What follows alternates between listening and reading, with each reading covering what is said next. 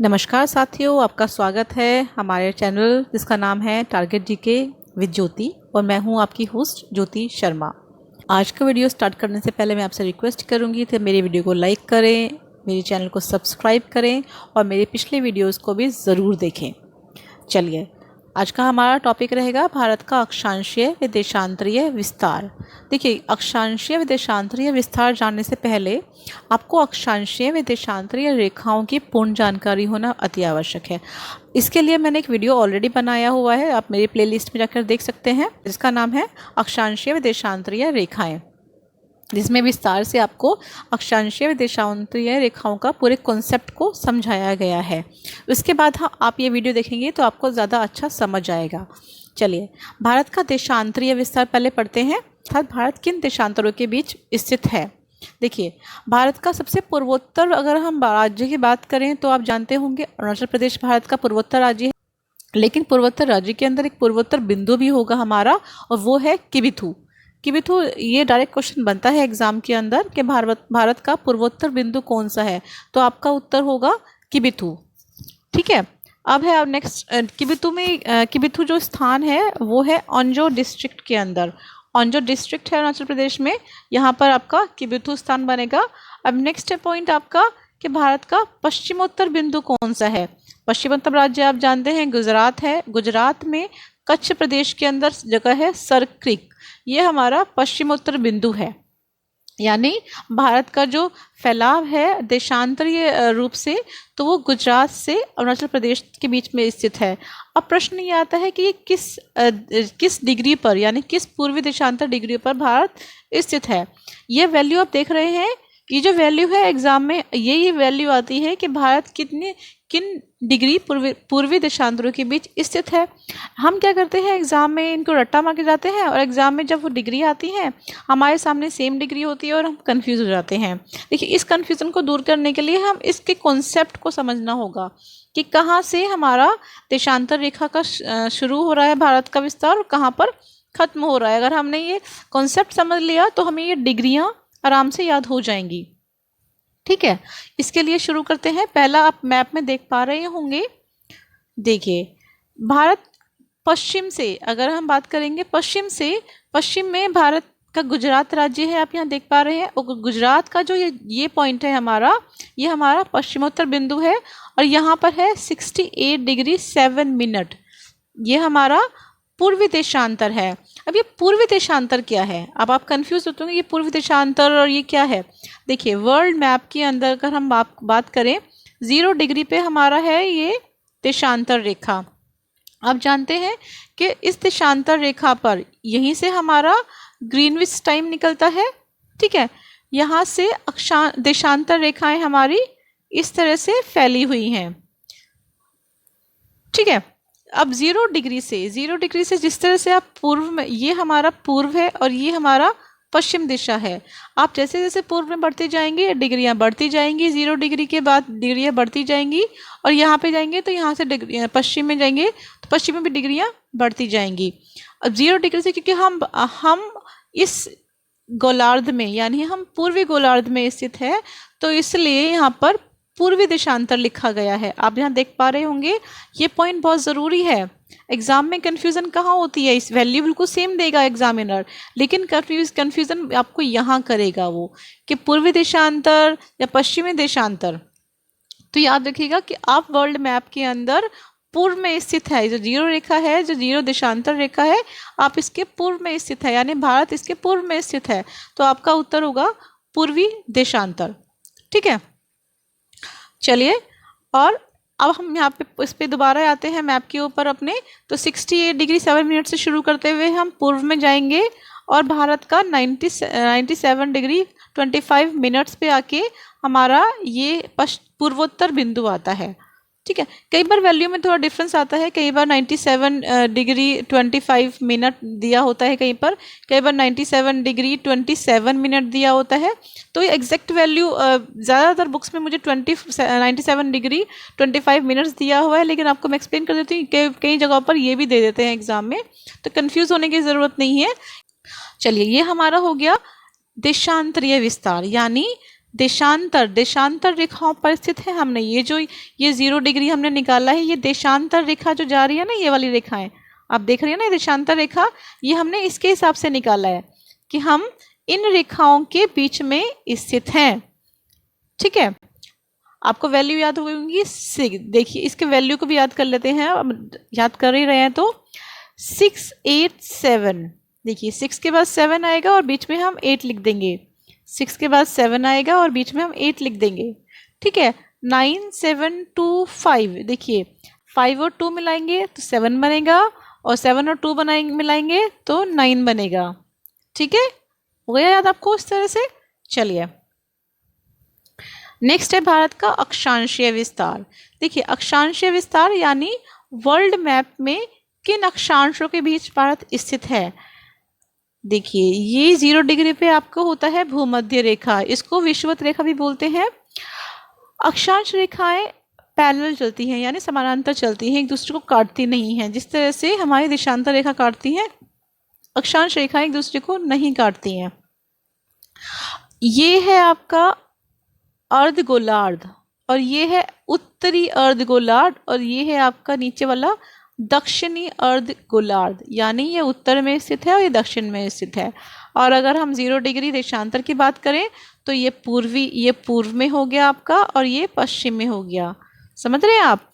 तो भारत जो है वो उत्तरी गोलार्ध में स्थित है, भारत उत्तरी गोलार्ध में स्थित है, उत्तरी गोलार्ध में और पूर्व में, समझ रहे हैं, पूर्व में यानी इस तरफ स्थित है पूर्व में, और उत्तरी गोलार्ध में यानी इस तरफ स्थित है।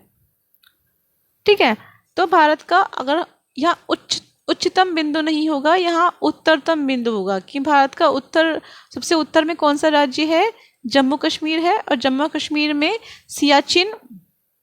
सियाचिन क्षेत्र में है, आप देख पा रहे होंगे। सियाचिन में मुस्तांग उपश्रेणी है, मुस्तांग मतलब पर्वतों की छोटी छोटी श्रृंखलाएं होती हैं। वहाँ पर एक इंदिरा कटक स्थान है।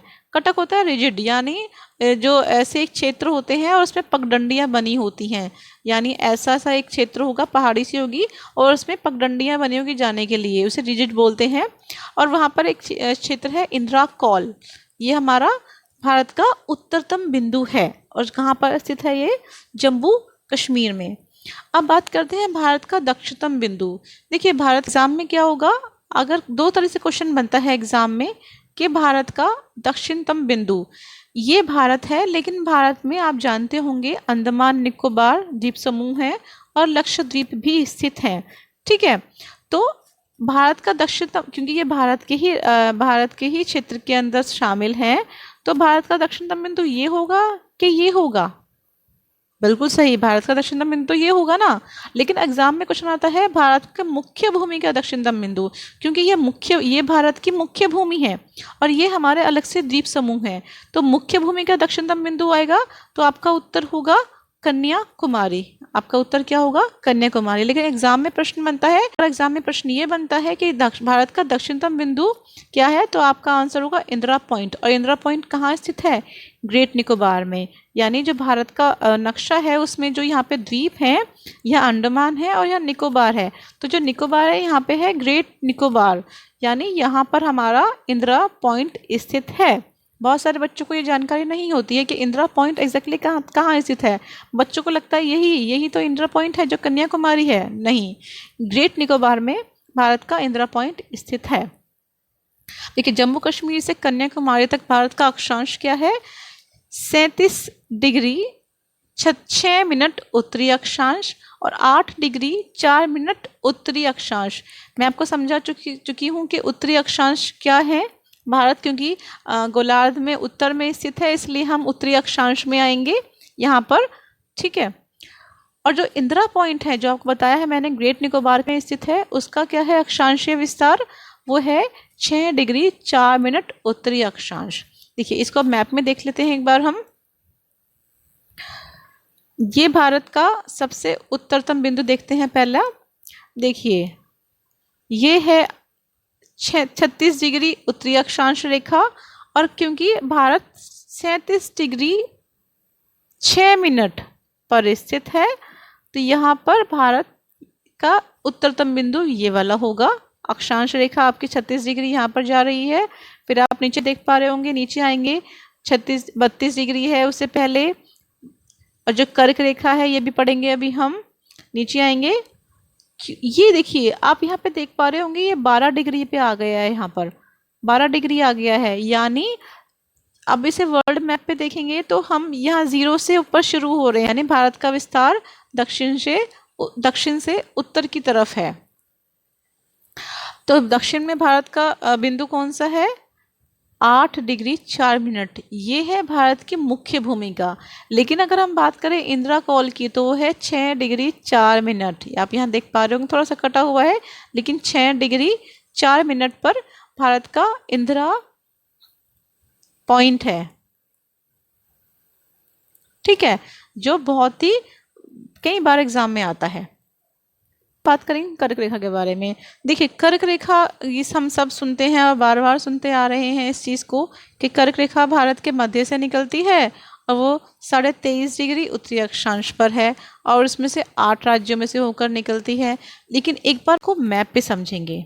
देखिए आप देख पा रहे होंगे इस मैप पर 24 डिग्री यहाँ ऊपर है और 20 डिग्री यहाँ नीचे है, यानी 23 डिग्री कहीं बीच में पड़ेगा हमारा, यहाँ पड़ेगा 23 डिग्री। ये दिख पा रहे हैं आप, कर्क रेखा ट्रॉपिक ऑफ कैंसर।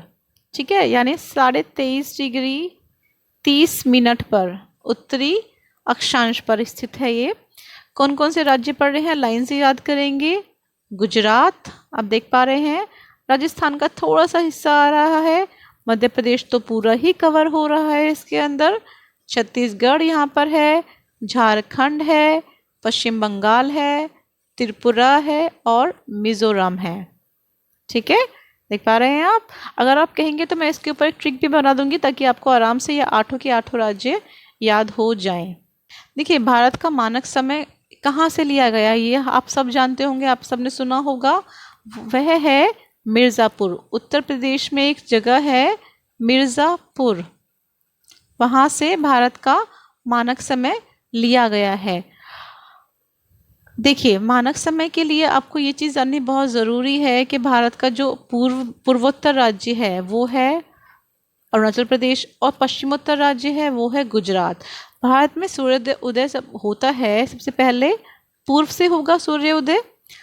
पूर्व में जब सूर्य उदय होगा, मान लीजिए पूर्व में 6 बजे सूर्य उदय हुआ है, लेकिन गुजरात में वहाँ पर 8 बजे सूर्य उदय होगा।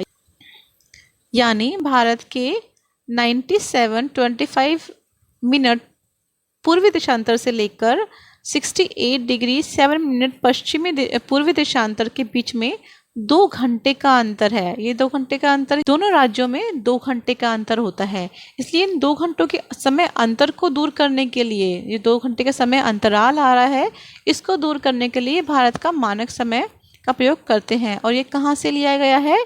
ये लिया गया है 82 डिग्री 30 मिनट पूर्वी देशांतर पर। और यहाँ पर एक पॉइंट और पढ़ेंगे कि ये 5 राज्यों को काटती हुई निकलती है।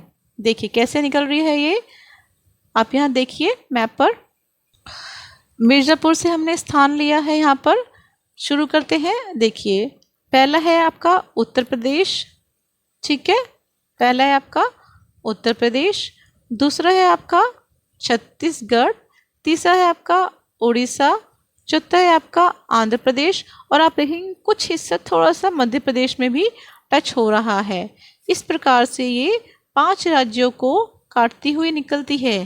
क्या? ये है इंडियन स्टैंडर्ड टाइम लाइन। ठीक है, ये हम सब जानते हैं कि भारत का जो मानक समय है वो ग्रीनविच समय से 5.5 घंटे आगे हैं। लेकिन मेन बात यहाँ पर ये बनती है कि ग्रीनविच टाइम और यूटीसी में क्या अंतर है। UTC coordinated universal time. देखिए जो ग्रीनविच टाइम है, ग्रीनविच मीन टाइम है, वो एक टाइम जोन है। यानी जो हमने 0 डिग्री पे ये बनाया हुआ है, ये हमने टाइम जोन सेलेक्ट करा हुआ है कि यहाँ से हम एक टाइम, हमारा एरिया यहाँ से हम लेंगे। लेकिन जो यूटीसी है वो टाइम स्टैंडर्ड है, यानी इस टाइम स्टैंडर्ड के हिसाब से ही पूरे विश्व का टाइम स्टैंडर्ड बनेगा। यानी अगर हम पूर्व में जाएंगे तो समय को प्लस करते जाएंगे और पश्चिम में जाएंगे समय को माइनस करते हुए जाएंगे। ठीक है, अब प्रश्न ये है कि आईएसटी देशांतर रेखा पर क्यों बनाया गया है।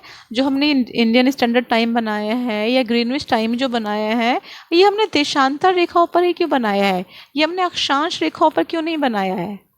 अच्छा, एक बात का आप उत्तर दीजिए मुझे, सूर्य क्या दक्षिण से निकलता है, कि दक्षिण से निकला या इस तरफ उत्तर में जाके छिप गया, नहीं निकलता, सूर्य निकलता है पूर्व से।